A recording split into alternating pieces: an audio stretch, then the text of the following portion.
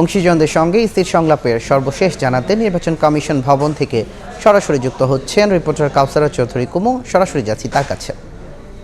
কুমু, কমিশনের যে সংলাপ চলছে তারই আজকে বিকেলের পর্ব। কিছুক্ষণের মধ্যে হয়তো শুরু হবে যে প্রিন্ট মিডিয়ার সাংবাদিকদের সাথে নির্বাচন কমিশনের সংলাপ। সকালে হয়ে গেছে ইলেকট্রনিক মিডিয়াদের সাথে নির্বাচন কমিশনের সংলাপ, সেখানে উঠে এসেছে বিশেষ করে সাধারণ মানুষের আস্থা অর্জনটাই হবে নির্বাচন কমিশনের বড় চ্যালেঞ্জ।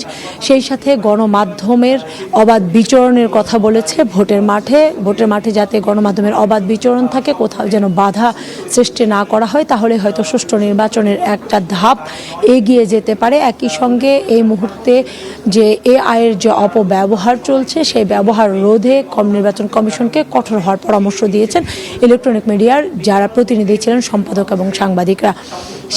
এই সময় হচ্ছে নির্বাচন কমিশনের পক্ষ থেকে বারবার বলা হচ্ছে একই কথা, যে তারা সুষ্ঠু সুন্দর নির্বাচন করতে চায় এবং এই মুহূর্তে নির্বাচন কমিশনের যে চ্যালেঞ্জটি, সেই চ্যালেঞ্জ শুধু নির্বাচন কমিশনের নয়, এই চ্যালেঞ্জ মাঠ প্রশাসনের, এই চ্যালেঞ্জ আইনশৃঙ্খলা বাহিনীর এবং ভোটের সাথে যারা জড়িত সকলেরই চ্যালেঞ্জ বলে মনে করছে নির্বাচন কমিশন। এবং এই চ্যালেঞ্জ মোকাবেলায় সকলকে আসলে মিলিত উদ্যোগের কথা বলছেন, তাহলে কেবলমাত্র একটি আসন্ন যে ত্রয়োদশ জাতীয় সংসদ নির্বাচন আছে সেটি সুষ্ঠু করা সম্ভব। যেহেতু দ্বিতীয় দফার সংলাপ শুরু হবে, আমাদের অপেক্ষা করতে হবে আসলে প্রিন্ট মিডিয়ার পক্ষ থেকে সাংবাদিক বৃন্দরা কি বলছেন সেটির অপেক্ষায় থাকতে হবে।